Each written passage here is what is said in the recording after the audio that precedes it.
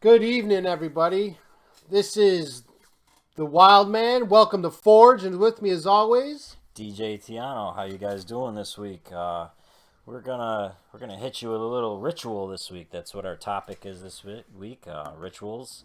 What is a ritual? What are your rituals? What can be done during the course of the week? What kind of rituals can be done during the course of the week to keep us on target for our goals, to keep us motivated? What rituals to try and not fall victim to, and things like that. But as always, we're going to hit you with the quote from last week. yes, Where hit him with Wild the Man quote. breaks the quote down, as always. And this last Break week's something. quote was from Socrates. He goes, "I know you won't believe me, but the highest form of human excellence is to question oneself and others." Kind of goes back to a few episodes ago about I don't helping, know if I asking agree for with others. that, though. Huh? Well, question: the highest form of excellence is to question yourself and other people. And others. I guess. Wouldn't that have sort of to do with ego? Well, anyways, I don't have to agree with everything Socrates said back in the day, but Socrates. I like that. Socrates, not Socrates. I like Socrates. Say it with a little bit of oomph. But okay, no, I would say is to always question. I'll never think that you know it all. Yeah, That's what I would grab through. I would think that's the immediate point taken away from that quote. Because you never, like we said, I think was it last week or a week before. You never want to be the smartest person in the room because then you can't learn anything. You gotta remain inquisitive. You have to ask. You have to grow. In order to grow, you have to learn. In order to learn, you have to ask people. You have to ask yourself. Yeah. I have conversations with myself all day, every day, asking myself many questions. Whether Do they answer back? Yeah, they answer. That's not good. The other guy answers back. Don't say that too loud. The doctors will. You be in a nice little jacket like this. All right, Tuesday, February 23rd, 2021. This episode is dubbed Rituals. Yes. We're going to begin with the question, what is the first thing you think of when you hear the word ritual?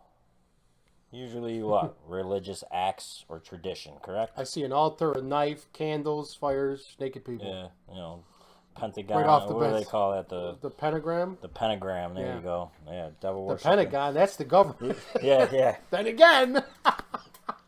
Let's not It's go a shape. there. Just a shape. It's mathematical awesomeness. All right, so Okay. if you have ever celebrated a birthday or blown the candles out on a cake, congratulations. You conducted a ritual, Yep. correct? Yeah. Gone to church. If you've ever gone to church, if Oh. you've ever attended a wedding, if you've ever attended a funeral, we have rituals for funerals to get us through the grieving process. Yeah. Rituals are around us every day, and it doesn't just have to be, huge events. It doesn't have to highlight, marriage or death. It could be just a simple form of what you do when you wake up, what you do during the day to remain yourself or to Start your day off. Sometimes people have certain rituals that they have to do just to get them going. All right, let's see what obstacles I got to take on today, smash through, and get to that next step. So it gets you to the question of, what other rituals can you do other than, just acknowledging achievements or celebrating events. Making rituals, your bed. Yeah, making your bed can be a ritual. Why? Yeah. What do they say about making your bed in the morning? Well, it starts you off. You accomplish such a little task as making your bed. You can go and do big things. Because, it's medial. Yeah. Like a lot of people say, why? In 8 hours or 12 hours, I'm going to be back in it. Why do I got to make it? Yeah. It could be something as simple as making your bed or just deepening your connection to the rest of the world and those around you. It could be bringing a sense of inner peace. A ritual. Cleanliness. Yeah. You're clean. Meditating. Yeah. In the morning you wake up, you need that inner peace to order get you. and chaos. Yeah, order and chaos. Yeah. Flatten them blankets out, not all rumpled. Yeah. But what do all these rituals do? What's the point of these every day? What's the point of, we said the point of making your bed is to get an achievement. To achieve to start something. off, you give you Small sense increments. Of, sense of, all right, you build I did up. this. Yep. You learn me personally, I think when daily rituals, they anchor you. They get you set up for that day. All right, I accomplished this. I accomplished something. It's not like you don't wake up and be like, oh, what the hell am I going to do today? What am I going to do? Blah, blah, blah. No. All right, I wake up, take a piss, wash your hands, brush your teeth, you make your bed. Yeah, yeah. Okay, now what's next? Now I go work out. Boom, I get the blood's flowing. I wake the brain up. You have your tea, your coffee. What's next? Exactly. Little steps. My morning rituals have changed through the years. I'm a night owl, but I still tend to wake up almost when the sun comes up, or a little after, because I want to get up before the rest of the world. I want to put my plan into action, even if it's just me sipping a cup of coffee in front of the tube, just watching some football coverage or whatever it is. It gives me that zen, that place of just stability to get ready for the day. And there's other things I've been doing. I've been changing up, and right now I'm focused on changing a lot of my rituals. Actually, I'm trying to sway away from laziness just altogether. Like every time I feel like I'm just being lazy, even though you're awarded, that could be a ritual too. To rest. Rest is important. It comes full circle with starting in the morning.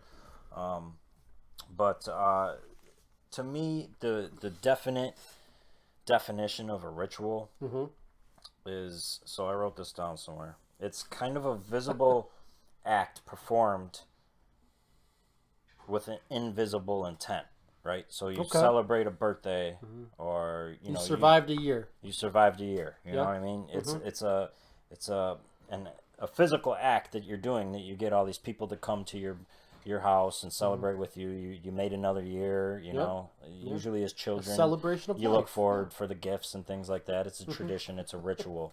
You know what I mean? It better be a good gift. So praying to God, again, it's a visible act of doing something. Yeah. Whatever your God may be. We don't really get into the religion stuff too much, but whoever your God may be, even if you're praying to yourself, or you're talking to yourself, which I tend, my religious thoughts tend to think, your body is the temple, your mind is your soul, and your mind is almost your God.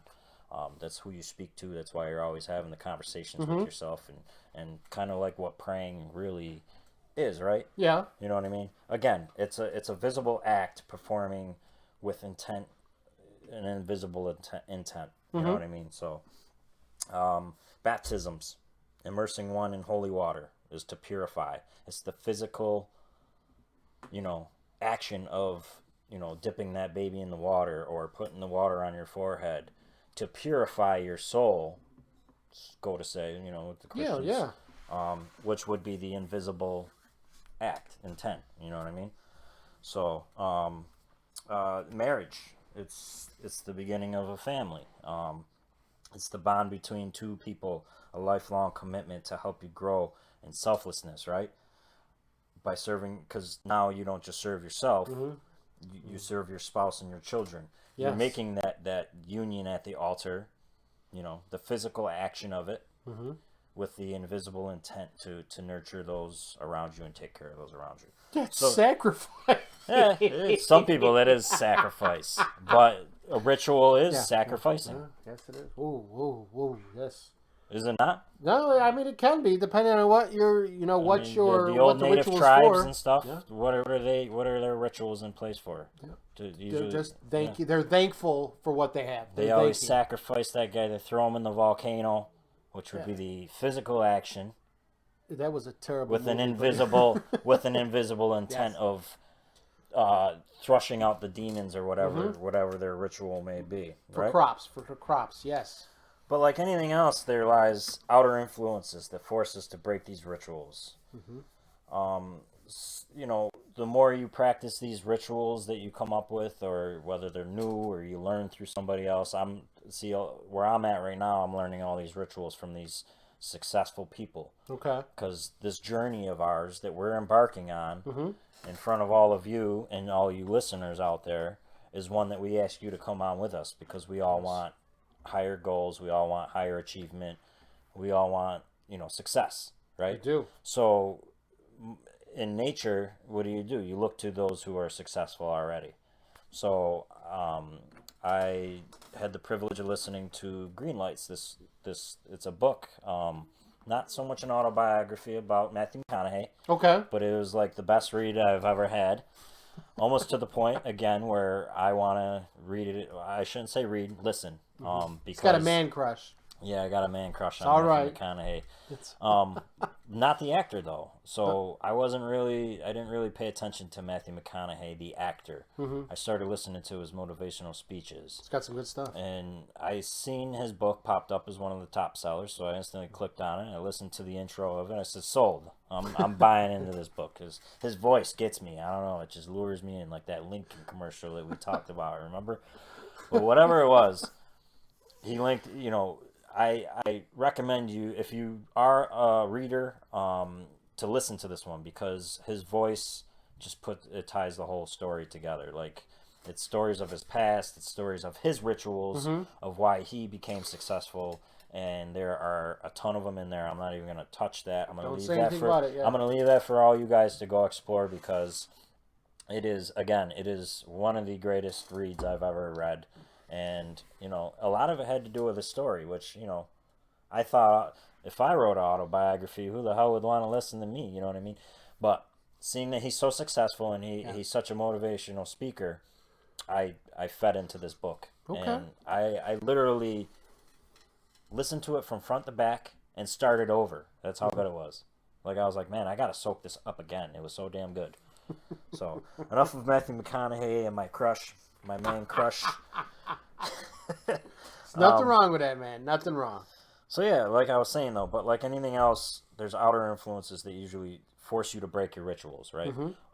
So the other morning, we didn't have kids for the first time in I don't know how long. Okay. We went out, we enjoyed a dinner together.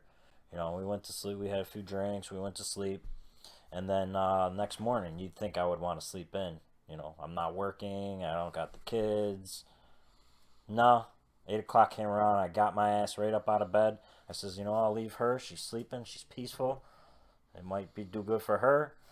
I'm gonna go in the living room and I'm gonna do some of my rituals. Yeah. The stuff that I've been working on. And I says, you know what? The house is quiet as shit. I'm gonna make an attempt to meditate. Okay. Something I always wanted to do. New ritual. All right. So I sat down. I put my earbuds in. I found these, I don't know what you call them, they're meditation audio clips. That's what you call them. Where they're playing like real ambient music in the background, and you got the person like just beating this positivity in your head. It's a lady. Okay. You will wake up today and spread the positivity. It's a little weird to embrace when you're not used to it. Yeah. And so I did it for about, I don't know, 20, 25 minutes. I lost track of time. I actually lost myself. Like, by the time I opened my eyes, I forgot I was sitting in my living room. Like, it was weird. It was almost like an out-of-body experience, which is really weird because I didn't expect that to happen the first time I meditated. I thought this was something you got to work on. After the first few minutes, I started filtering out my thoughts. Like, the hardest thing with me previously to meditate was thinking of other things. But I don't know if it's because I had the stereo surround with the earbuds in and the house was quiet. And it was just like, I was at peace, man, like completely. And so the day went on and I told Andrea, I go, hey, I meditated this morning. She left out, she let out a little chuckle and goes, I go, you want to hear the stuff that was being pumped into my ears while I was meditating? So I played a little clip for the lady, and she's like, whatever she said, you will remain calm. You will not let negativity into your world, And she's like, really, Ray? You need that guy or that woman to tell you all this thing? I was like, you know what? Yeah, I did. And you know what you should have said? See what she just said? You need to go back to bed. No, because she was in a very good mood. There was no reason for her to go. We were chuckling. We were chuckling. Don't stop the chuckling. But the whole point was I started a new ritual. That's cool. And these outer influences that tend to, when your ego comes into play, like you're not going to do something in front of a bunch of cool kids because